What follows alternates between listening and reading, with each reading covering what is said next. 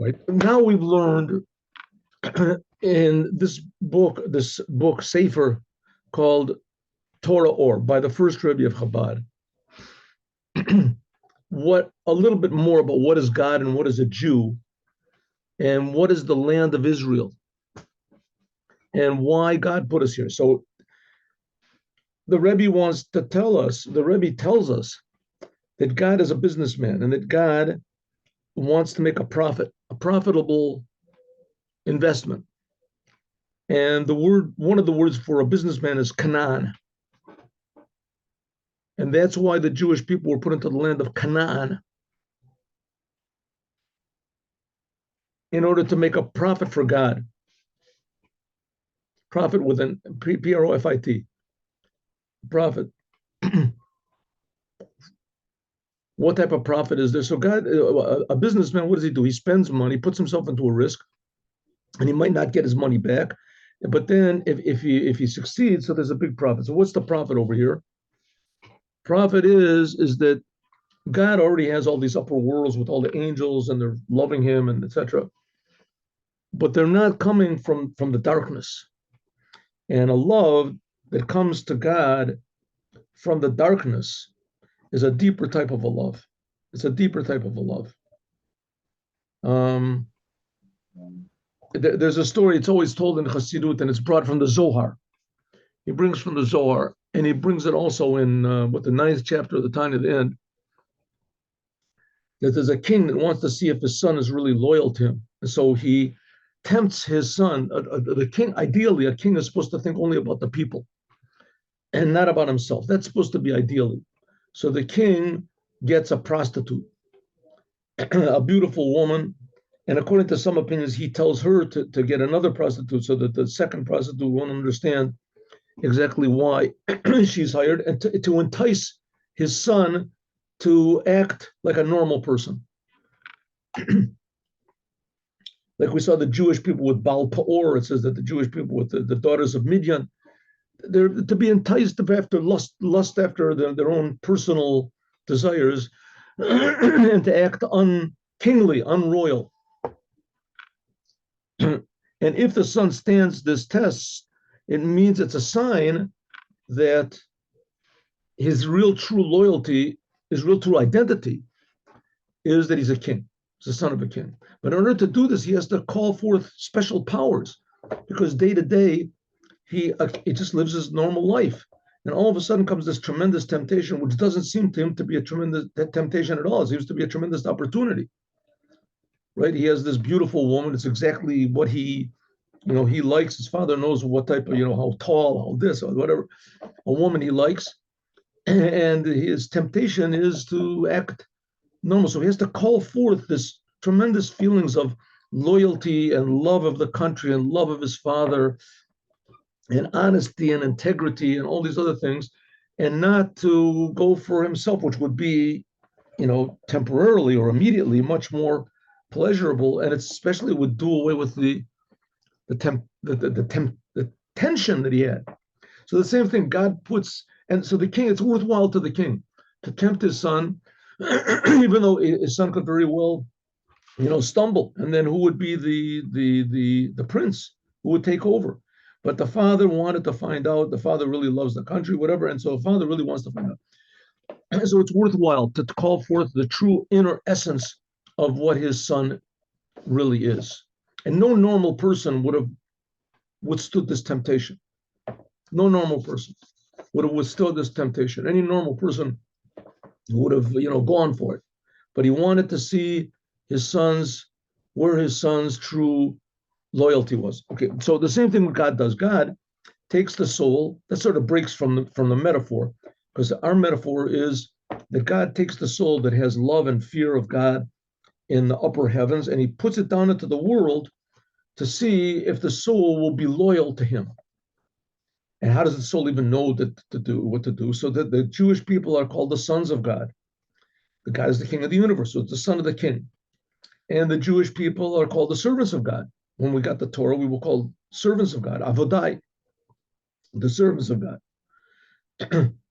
And ideally, that's supposed to be why God puts us in the world, that we discover our true loyalty and our true identity and our true love to God. Of course, the difference is that God is creating us. In our metaphor, the king does not create his son. The king is not creating the world. And here we're talking about God is actually creating us, and God actually gave us the Torah and gives us our soul constantly every moment. So consequently, our love for God will be much more intense, and it takes it out of the world of being a metaphor. Suddenly you realize it's really true. It's really me. It's really me.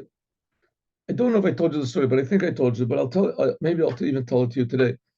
But there's a whole long story which the third Rebbe of Chabad told his Hasidim, and he said that up in heaven there's a court case. And how do they decide in this court case, is this person guilty or innocent? And all of a sudden he turned to the people that are listening and he said, you're the court. The trial is happening now in heaven, and the court case is you. The judges are you. What do you say? And the people realized that it wasn't just a story, that they were really, it's really them. They were the main characters of the story. So here is the same thing. We're talking about somehow or other arousing in us, me and you, and every Jew, but me and you first, this love of God, which is called the arousal of the heart, the essence of the heart.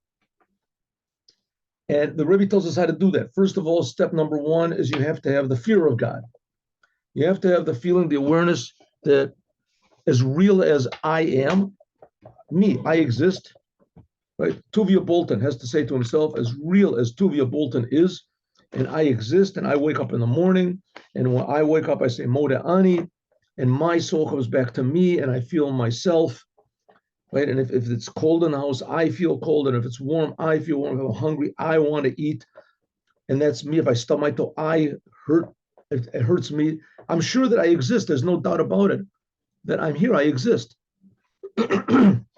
Well, that's how sure you should be that God exists, even more so. God is creating you. And that's the feeling of the lower fear. The lower fear is, I'm as real as I think I am, I'm just a creation. God is creating me. God is the boss. I'm not the boss. I'm not God. We talked about this yesterday. Even though God created me in his image, that I feel like I'm God, God wants me to feel that way, but he wants me to resist, to defy, to transfer this love that I have for myself to the love of the one who's creating myself. To feel this. But this is not easy to do. So first of all, you have to have at least respect. That's called the lower fear. Have respect for God, right? I feel I'm the king. I feel I'm real. I feel I'm this, but maybe I'm wrong. I have respect for God. God is, at least he's bigger than me. He's bigger than me. He's stronger than me.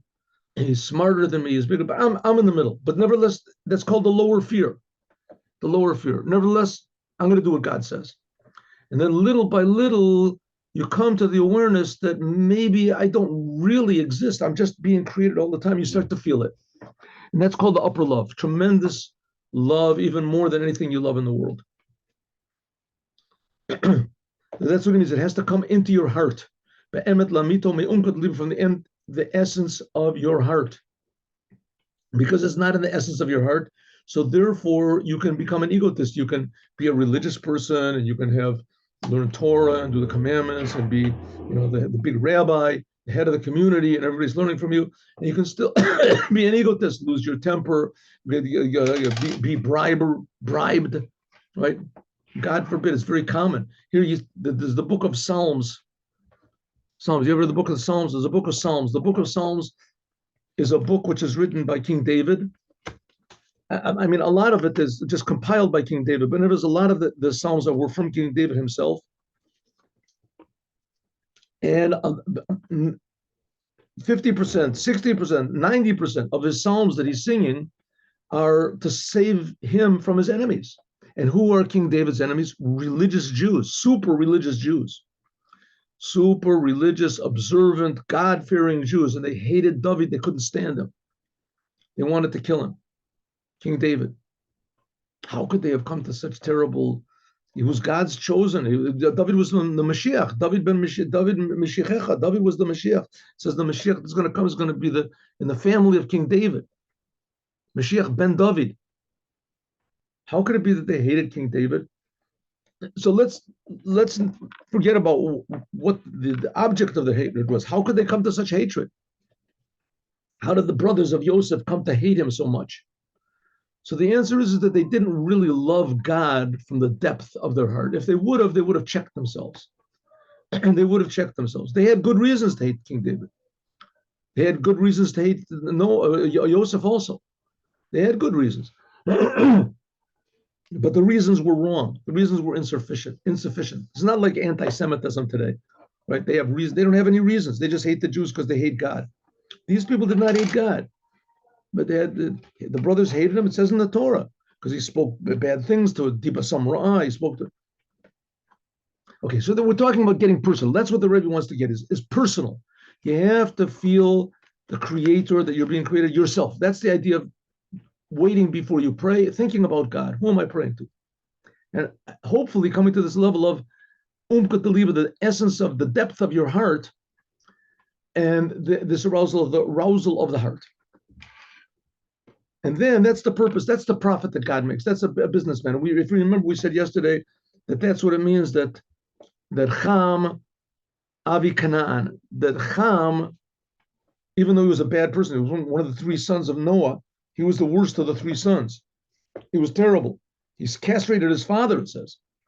He went into the tent and castrated his father. That's pretty bad. You don't see that every day. That's really bad. And his son was called Canaan. So Canaan, this is a terrible, the land of Canaan. Why in the world did God call Israel the land of Canaan? Canaan is the son of this terrible person. Right? We're always reminded of Ham's terrible deeds with his father. There's another opinion that he did something maybe even worse to his father. But in any case. So the answer is because there's a double meaning. Everything that's bad in the Torah also has a good source. Conversely, everything that's good in the Torah can also be transformed to bad. But everything that's written in the Torah is a good source. It's talking about its source. And Cham means this fiery love for God. Fiery love for God. And why is this fiery love for God? It comes from Canaan. Canaan means business. God put you in this world in order to make a profit. And what's the profit? The Cham, the heat. So God is a Canaan. He's a businessman. That you should have this love for God. Hine, behold, Kasiv, it is written, Hakol kol Yaakov. It says the voice is the voice of Jacob, right? Yaakov came in to trick his father.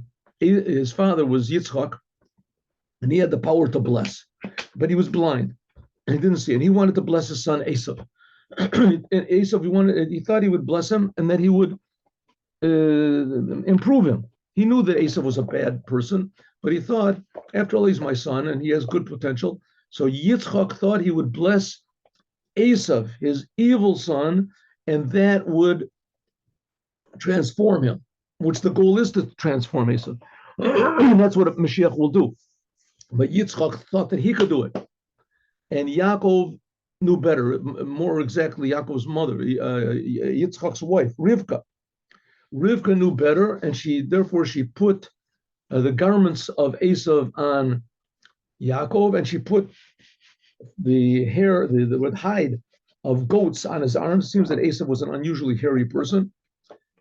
And she said, go in and fool your father. So I guess he even learned how to talk like Esav, could control his voice. Maybe their voices were similar. The problem is that Yaakov used to say God's name and include God in all of his sentences. God willing, if God helps, may God bless you. And Esav didn't talk like that. So his father said, he said, well, who are you? And Yaakov was trying to fool his father, right? He says, oh, I'm Esav. He didn't say, I am Esav. He said, Esav. And under his breath, he said, this is my brother, but I'm really Yaakov. So his father said, can you come a little closer here? And he feels his arms. He says, yeah, it's Esav. He says, call Yaakov. The voice is the voice of Yaakov. You're saying the name of God. You're saying, okay, God willing, God bless you, Dad. Esav didn't talk like that. He never said those things. He says, the voice is the voice of Yaakov. It says the hands are the hands of Esav, but the voice is the voice of Yaakov. Okay, if you look in the Torah, you'll see that it's written Hakol. The voice is the voice of Yaakov. The first time it's written the voice call, it's written without a vav, and the second time it is written with a vav. What's the difference? We learned a little bit in the past that the letter vav indicates drawing godliness down into the world.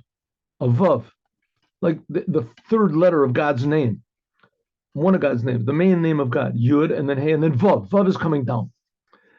So one is a voice without a Vav, and the other one is a voice with a Vav. Kadma, the first one, Chaser Vav, is missing a Vav. Shu Bechinas Kala, this is the voice, the lo ishtama, that is not heard. An inner, inner quiet voice. V'kol Batra, and the last voice that says here, call, Malay, it's filled with a Vav. Shehu Bechinas Kala Dishtama, that is the voice which is heard. This is written in the Zohar. What's a voice which is not heard? What type of voice is that? And a voice heard. But this is obviously something very important for me and for you. What? Listen. Bir Devarim. The explanation is like this. You want to serve God, you want to live a true life, you want to make the best use of the time you have here in this world. Well, listen to this. This is how you do it. It says there's two, we learned the goal is to come to this love of God, Ru'uta Daliba, the love of God, and there's steps. You have to have fear of God, but also that's not enough. You also have to have this two voices. What are the two voices? Bir Devarim. An explanation is like this. Hine Bechinas Yaakov, the level of Jacob, who Yud Akev. Yaakov, the name Yaakov. Yaakov is Yud, which is Yud is the first letter of God's name, and Akev, which means the heels. Perish, what does it mean? A Yud, the Yud, Shehu Tchilas HaMachshava, this is the beginning of thought, of God's thought. But Yud Nivra Olam Haba, like it says with the letter Yud, God created all the spiritual worlds. Hu Nimshach is drawn down, Lebechinet Akev, that you see all the spiritual worlds in the heels, the lowest, Shu Bechinas Adibur, in God's speech. That's what Yaakov's name represents. Like you call a person, lefty or shorty or whatever you call him, right?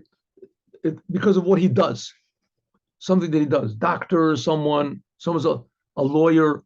You call him by his title, the title, professor, because of what he does, what he is, something special about him. Well, that's Yaakov's name, shows something about Yaakov. Yaakov is what's called a mavriach min hakatzeh al hakatzeh. He is the bolt that goes from one end, from the highest to the lowest. We talked about that in the tabernacle. There was one bolt that went through all of the boards and held them all together from all the sides, from one end to the other. Meiresh called Dargin, from the highest levels until from the highest of all levels down to this low. So what's the idea? What's the purpose? Yaakov, the Jewish people, what's the purpose? To feel in this world. The goal is this world. To feel in this world that there's a creator and acting accordingly. That's it. That's all that God wants. Right? Seems pretty simple. We see that it is, right? Does seem pretty simple, but it's not at all. Totally not. I mean, even to the degree that we just had, I just told you that a person can do the Torah, he can be a religious person, and he can hate King David.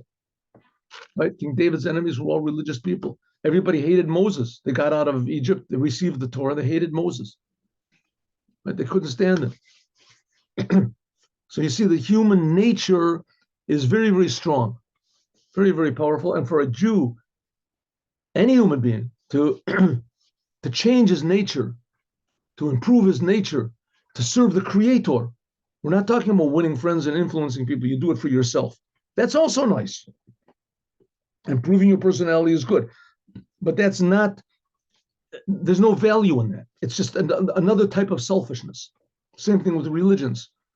You realize there's something above you, that you shouldn't follow all of your urges. But in the end, it's just selfish. The idea is supposed to be that you feel that your whole existence is a big gift, and every second is a big gift from God. And that's Yaakov's job. Yaakov is to bring the Yud, the highest aspect of God, the Creator, into the creation, to feel that you are a creation. And what happens when you feel you're a creation? You become activated. You become dynamic. You never are depressed, and you never are cruel, and you're never dishonest, and you're always happy to be alive and happy to improve the world. That's why we're here. Ubakol Madregos Elyonis, and all the upper levels, Yesh Gamken, there's also what's called a head and a foot. Like it says, Vayamdu Raglav Bayomahu, like it says, his feet will stand on the mountain of olives. It says the Mashiach will stand on the mountain is a very high level. Olives is also a high level. Olives is oil, right? Olives are the source of oil. The mountain is the source of the olives. So these are tremendously high levels. Oil is like Chachma, God's wisdom. And the source of the oil, that's the olives. And the source of the olives comes from the mountain. So this is a tremendously high level, and it says the Mashiach is going to stand, his feet will stand on the mountain. So in all the spiritual levels, there's also a top and a bottom. And it says, by God, ha'oretz hadom raglai, the whole world, the earth is my footstool. It says, makle raglei achabed, is the place of my feet I will honor. Honor. The Yaakov, I think this is a sentence from Isaiah. You have to look and see. The Yaakov, the third of Abraham, Yitzchak, Yaakov. Yaakov is the letter of Yud Akev. Yaakov inherited. Yaakov becomes Yisrael. That's the job of the Jewish people, is to be the representatives of God in the world. In other words, to tell the world is not a jungle. The world is a precious creation of God. Every single moment is precious. Every single second that goes by is eternal. Eternal. Whatever you did in it, it's forever. Unless you did something bad, then that can be wiped away. But good things stay forever. So that's the world. The world is you. That's the Yaakov. The Yaakov, that's what the Jewish people are chosen. We're chosen to bring the Yud, the highest aspects of God, Akev into the world. So everybody sees that every detail of the world is created by the Creator for a purpose. That's what it means that God dwells in the world, Bakal Olam, in every single world, according to its level. Even the highest of worlds. Because all the worlds, the highest of worlds, are just creations. So the Jewish people are here to improve not only this physical world, even though the physical world is the main thing, but even all the upper worlds. Behold, that's why it says that in the future, that the non-Jew, the anti-Semites, or whatever or the atheists or the idolaters, they won't have any power. It says that when God took the Jews out of Egypt, that he judged their gods also. Elokei Mitzrayim Hasesh Shvatim. It says God did away with their angels as well. That's what Yaakov fought with the angel, it says, of Esav. So the highest of highest levels, they have to realize also that they're being created. And they feel their creator. And that's what we say, that there's two voices. There's a voice which is heard and a voice which is not heard. What does it mean? Let's see. How can it be a voice which is not heard? We'll see. This voice which is heard, hu bechinas a Torah. This is the Torah. But the Torah, hu bechinas hamshacha, this is drawn down. This is the call with a vav. Kamashal, a call, just like a person's voice, machaber or mamshich, that this draws down mitzvuni kavanas alev, from the deep intention of the heart, the boldly de gilui, to come to be revealed in speech. The Torah, and also the Torah.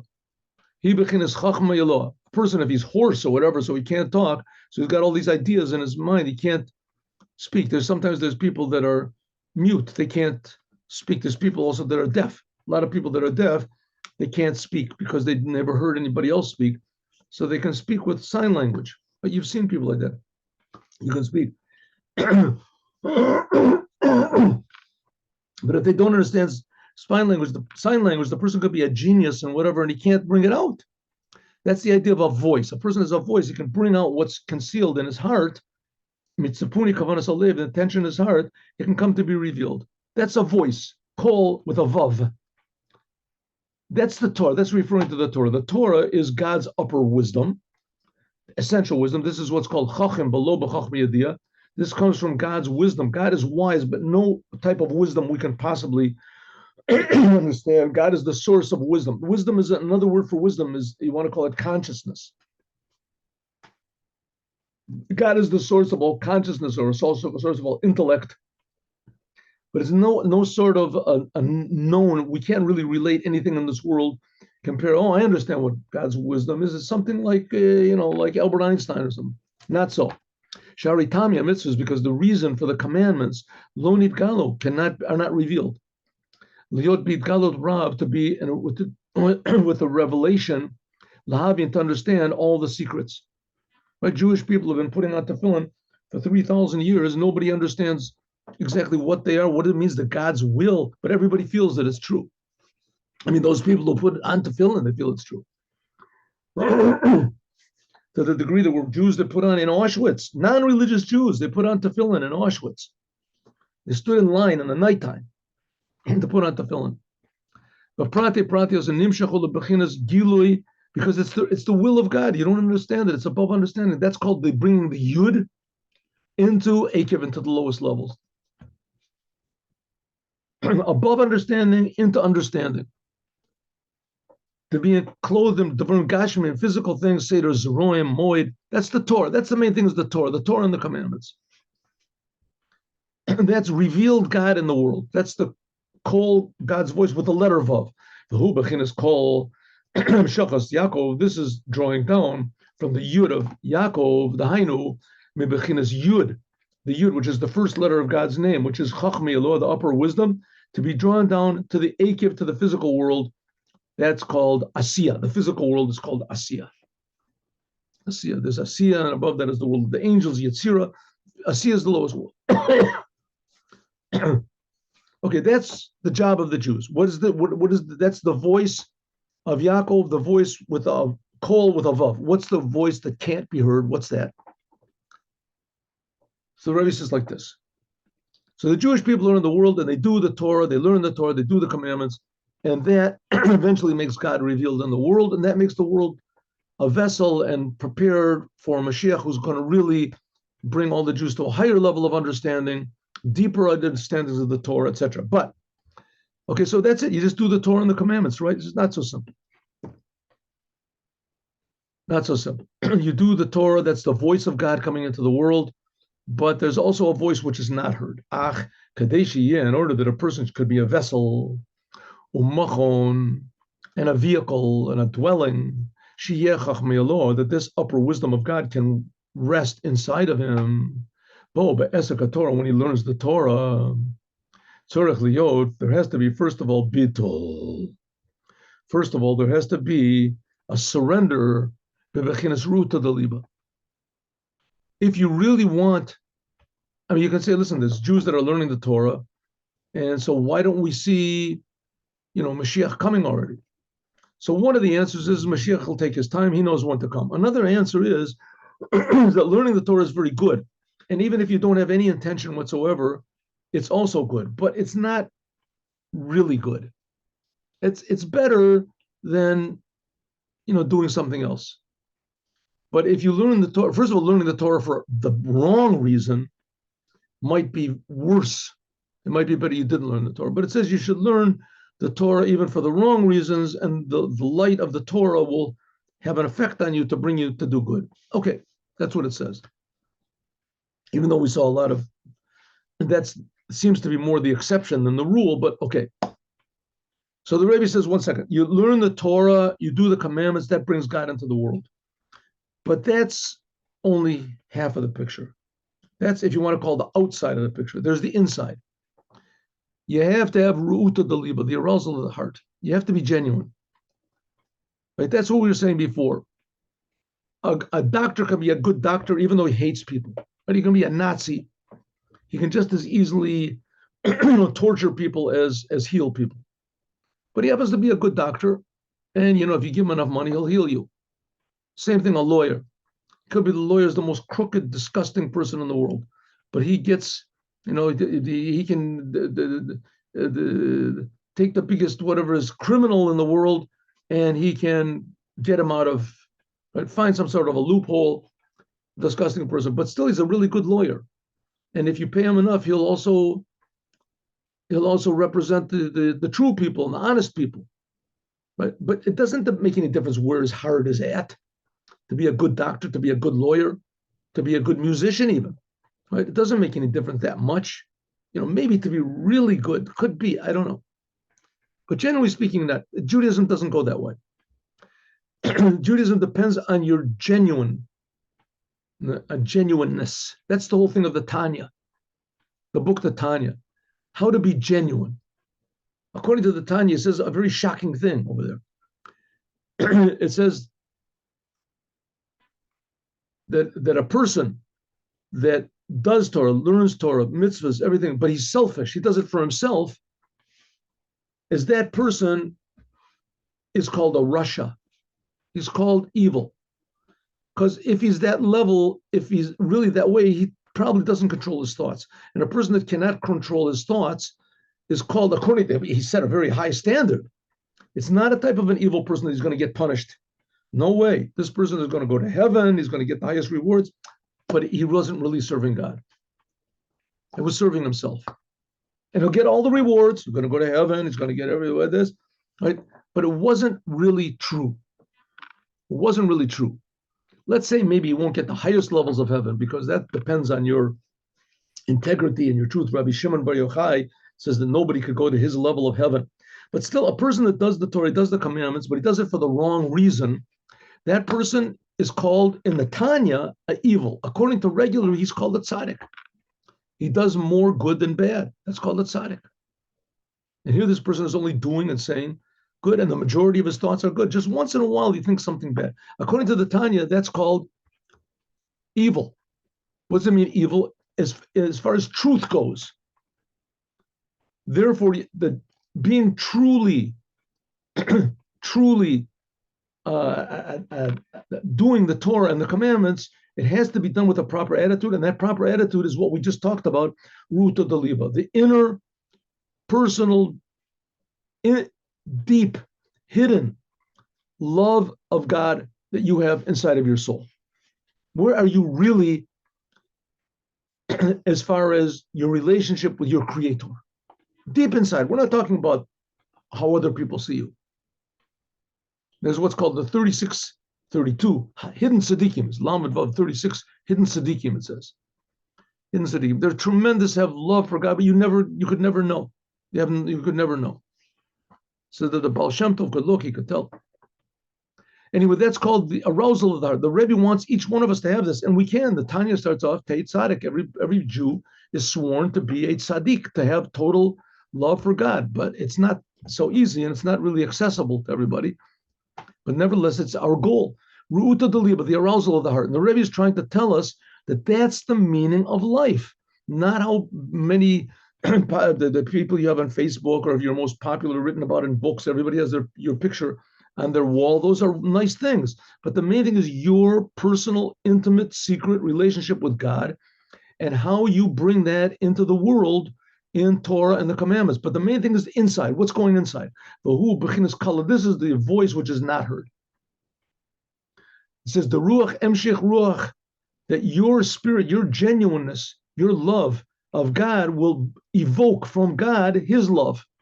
Liot Or Hashem, that the light of God will then reveal in you. Liot Chachmas Hashem B'kirbo. Then when you learn the Torah, then the wisdom of God really is inside of you. It's not just another book. Just happens to be that Judaism is popular. They have a whole system. I can be a rabbi, I can get money, I can have an easy life. That's also possible. But in the end, you're going to be bribed. In the end, you're not going to have fear of God. You're not going to have love of God. These galos, v'chabad, shebenafsho, v'telim, sorry, and liot chachmas shebekirbo, in a revealed way. And the Chabad shebenafsho, and your personal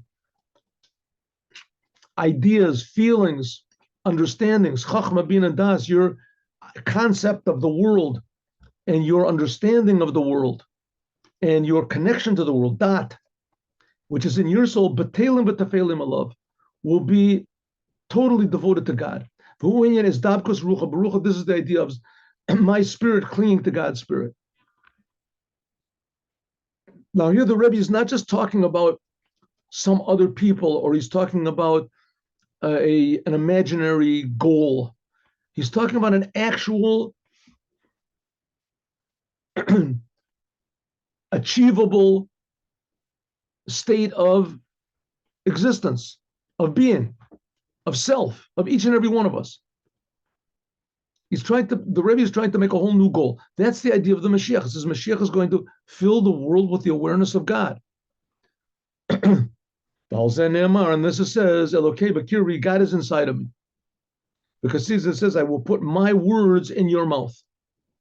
So now when you learn the Torah, you're speaking the words of mouth. That's of God. That's what King Solomon said, that he will kiss me with the kisses of his mouth. Now in the days we say the word, now we say the words of God when we feel. But in the future, it says that God will kiss us with the kisses of him. We'll feel the godliness in every word of the Torah. And these are the words of the Mashiach here, that the Rebbe is preparing us for Mashiach. That every Jew will have a deep, genuine love for the Creator.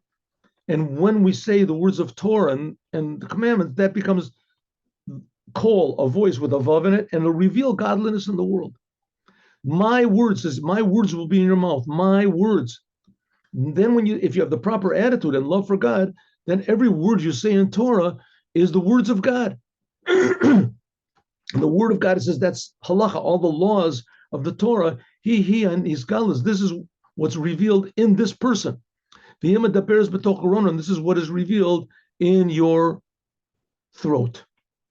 So it's like the Holy Temple. What did the Holy Temple reveal? The Holy Temple just revealed the truth. It just revealed the truth. It revealed that God exists and that God creates us and that God gave the Torah. And this was revealed. Everyone went into Jerusalem. You'd feel it. The closer you got to the Holy Temple, you'd feel there's a creator. You feel happy. You feel dynamic. You're happy to be alive. You appreciate every second. But on the other hand, you also feel tremendous responsibility, but you also feel you have empowered to do this responsibility. That's what the Holy Temple is. The Holy Temple is a place where you can serve God, and it inspires you to serve God more because you feel he's your creator. And therefore, Nehemar, it says about the Torah, that in me kings will rule. And who are these kings? Rabbanan, the rabbis. It says that the Mishnah is God's kingship. Because you are surrendered to the word of God, because you're harmonious with the conductor, with the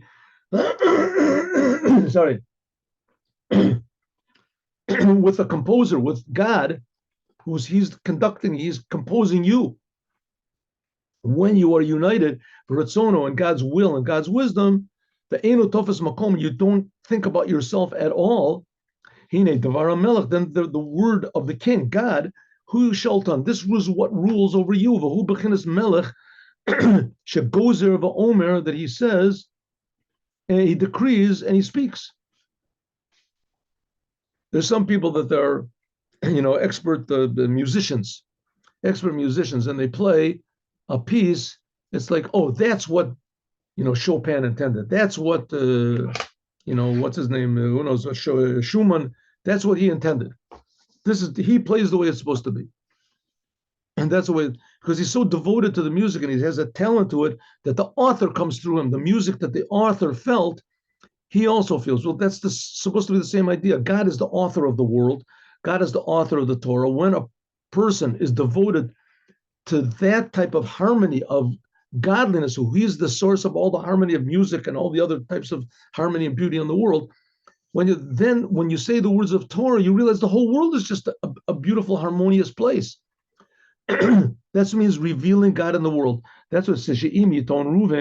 And so then when you learn the Torah, then the words of the king are in your mouth. Now the words of the Torah are not like some sort of gibberish that you say or metaphysical formulas, verbal formulas that you say. No, these are regular mundane laws. If Reuven says like this, and Shimon says like this, Reuven says that I paid money for the car, and Shimon says, what are you talking about? You didn't pay the money for it. It's my money. And they're arguing. That's what the Torah deals with. That's what we're talking about, these very, very mundane topics. This is the will of God. This is the wisdom of God. Talking about very not spiritual, godly, the mystical things at all. The kach lasot, the kain lasot kach, to do, the Torah tells you do this and don't do this. Right? When Sukkot comes in, then you have to have a sukkah already built, and you have to have a lulav and etrog, and this is how you shake it, and this is how you hold it, and this is the laws. This is what you have to do with the most mundane things. The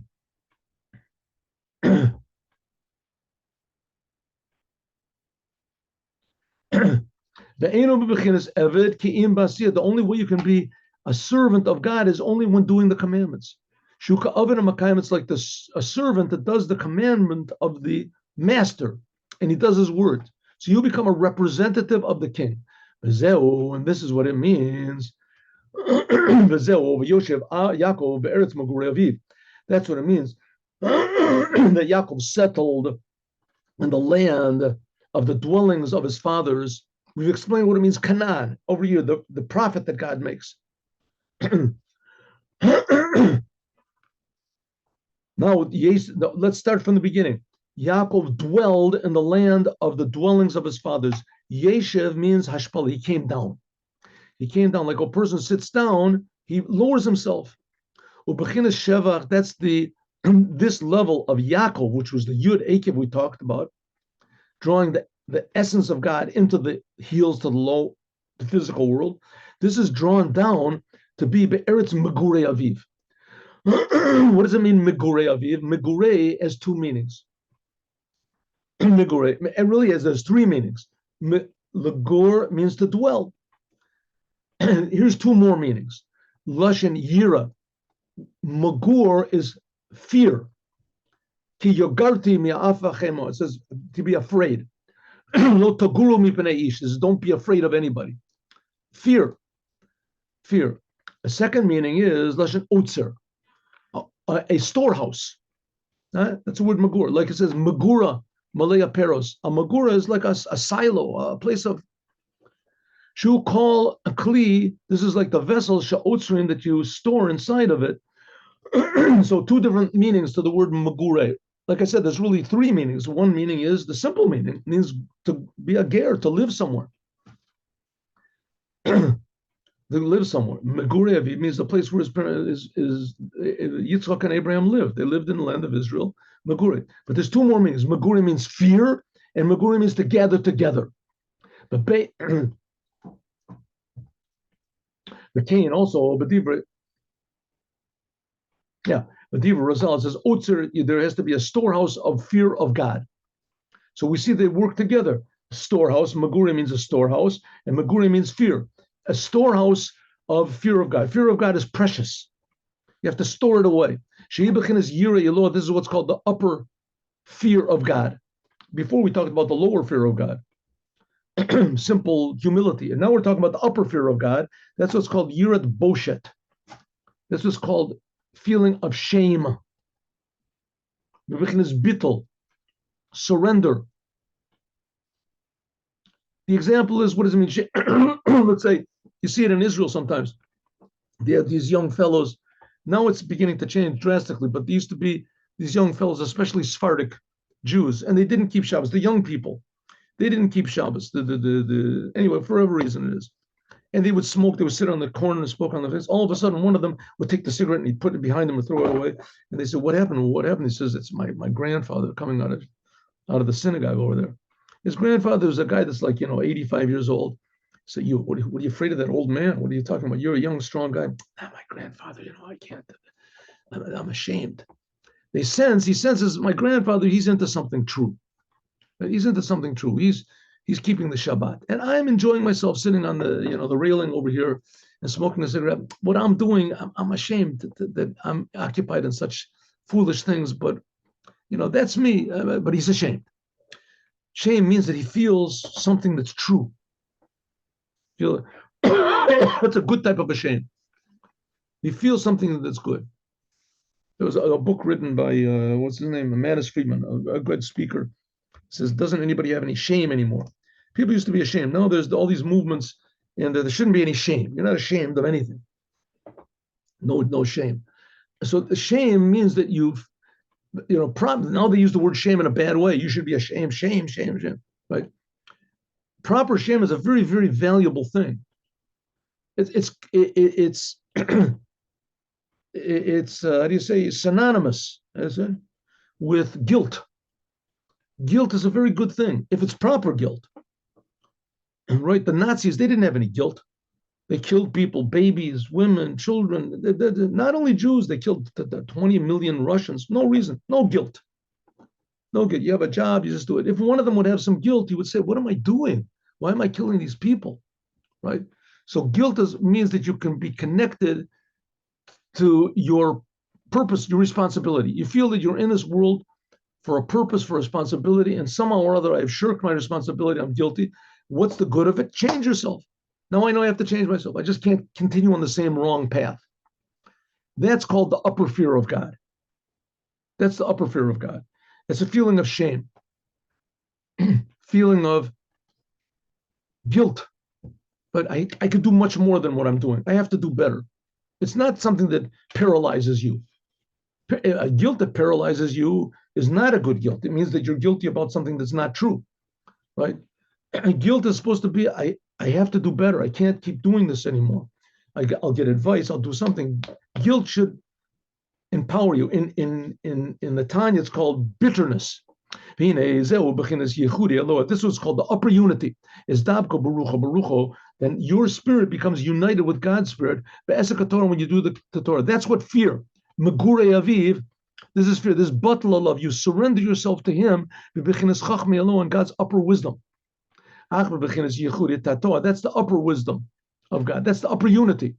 You want to be a vessel for God's dwelling, in order to keep the world going. The world is God's kingship. We're not talking about religion over here. We're talking about reality. The world is really being created by God, and God has put the whole thing into our hands. Having fear, it's the same thing as just kids jumping into a car. I'm not afraid of anything, right? They used to have on the cars written, no fear. I'm not afraid of anything. I'll jump into the car, I'll drive. You know exactly where the brakes are. I'm not afraid. I'm talking where, the gas pedal, I know. That's good enough, right? No fear. That's very bad. That's very destructive, right? Very destructive. Fear that you might be doing something wrong is a very good thing. On the other hand, if you do know how to drive, and then you're afraid of going on driving, then that's bad. That's not good. That's already called paranoia, right? That's all called paranoia. That's already sick. Okay, it's a thin line, but on the other hand, it's a necessary line. On one hand, fear keeps you driving on the right side of the road. You don't want to go on the wrong side of the road, but also too much fear can keep you from getting in your car totally. So it has to be the proper, but proper fear is a good thing. That's what's called Megure Aviv. Yaakov had proper fear of what is right and wrong, and he brought that fear into the world. That's what keeps the world going in God's kingship. And even in the physical world can be revealed the oneness of God. That's the motto of the Jewish people. Listen, Jews, God is one, to make God revealed in the world. And how is this done? And we're going to end today with this. This is drawn down by Yeshiva v'Hashpala Acheres Mimidaso Shel Yaakov. This is done by Yaakov. Vayeshev, coming down. Yaakov has to come down. This high revelation of God. The Yud has to come down to the Akev. And that's what each one of us has to do. Realize that you're a Jew. Realize what it means to be a Jew. Inform the whole world what it means to be a creation of God. It's a tremendous, amazing gift, but also a tremendous responsibility. But also we have tremendous power to fill this responsibility. But it depends on our courage and our integrity and our happiness to do the job. Happiness that where God creates us and He entrusts us with this job. A person feels good, he gets a job. People good. You try out for a position, you get the position, you feel good. Well, we've got the position, everyone has it. You just have to realize what it is. And it has to be dominated by a fear of God. I want to do the right thing. I don't want to do the wrong thing. That's the basis. And then within that, I'm happy to do what I'm doing. Serving the Creator. That's Megure Aviv, the fear of God. What does it got to do with gathering together? We'll find out, God willing, tomorrow. Now let us do the stop the share. Stop to this.